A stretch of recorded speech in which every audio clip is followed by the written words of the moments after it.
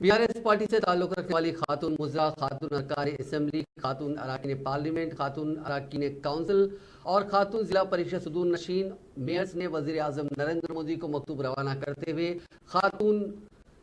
خواتین تحفظات بل کو فوری اثر کے ساتھ پارلیمنٹ میں منظور کرنے کا مطالبہ کیا۔ خاتون وزراء سبیتا اندرا ریڈی، ستیوتی راٹھور کی قیادت میں BRS کی خواتین عوامی منتخبہ نمائندوں کی جانب سے یہ مکتوب وزیر اعظم کے ساتھ مرکزی حکومت کو بھی روانہ کیا گیا، جس میں بتایا گیا کہ تلنگانہ حکومت نے مجالس مقامی اداروں میں 33% تحفظات کے بجائے 50% تحفظات فراہم کرتے ہوئے ریاستی خواتین کو سیاسی سطح پر آگے لانے کی کوشش کی، جو قابل ستائش ہے۔ ملک کی کسی بھی ریاست میں خواتین کو اتنی بڑی تعداد میں مجالس مقامی اداروں اور مارکیٹ کمیٹیوں میں تحفظات فراہم نہیں ہے۔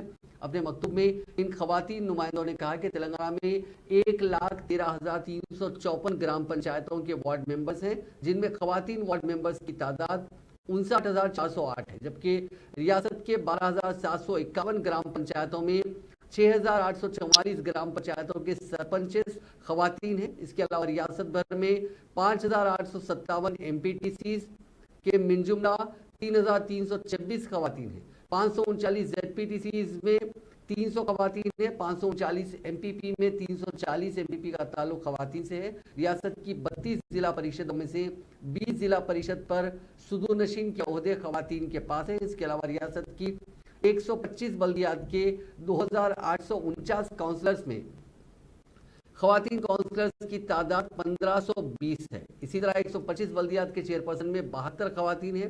ریاست میں 13 میونسپل کارپوریشن کے 661 کارپوریٹرز ہیں، جن میں خواتین کارپوریٹرز کی تعداد 351 ہے۔ 13 میئر میں 8 خواتین میئرز ہیں۔ اس طرح ہر سطح پر خواتین کو زیادہ سے زیادہ نمائندگی دینے والی ریاست تلنگانہ ہے۔ اپنے مکتوب میں BRS کی خاتون قائدین نے وزیر اعظم پر زور دیا کہ وہ 13 مارچ سے شروع ہونے والے پارلیمنٹ کے بجٹ اجلاس کے دوسرے مرحلے میں 33% خواتین تحفظات بل کو منظوری دینے کے اقدامات کریں۔